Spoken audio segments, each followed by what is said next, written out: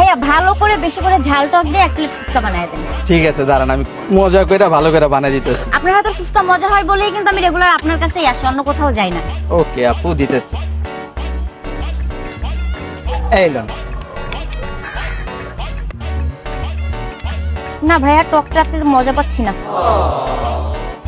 ফুচকাও মজা না, টকও মজা না, কি হয়েছে ভাইয়া আজকে? আচ্ছা আপু, আপনি 2 মিনিট দাঁড়ান, আসলে আমি আজকে ম্যাজিক মশলা আনতে ভুলে গেছি, তো নিয়ে আসি, তারপর আপনার মজা করে বানিয়ে দিতেছি। ও আচ্ছা, তাহলে তাড়াতাড়ি আসেন ভাইয়া। হ্যাঁ ওকে আপু, আপনি 2 মিনিট দাঁড়ান। ঠিক আছে।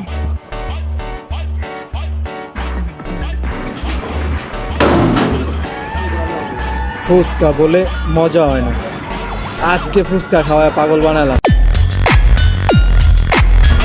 ফুচকা আবার মজা হইব না মানে আমার দোকানের ফুচকা। ও ভাইয়া চলে আসছেন। এবার যদি মজা না হয় ভাই, আমি আপনার দোকানে আর কখনো আসবো না। আরে আপু, মজা না হইলে টাকা ফেরত।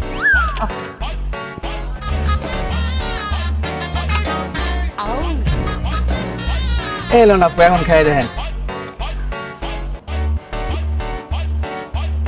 ভাই এখন তো অনেক মজা লাগতেছে। আপনি মশলাটা সকালে কেন আনেননি?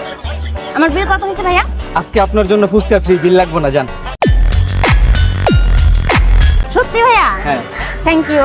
ঠিক আছে, যান।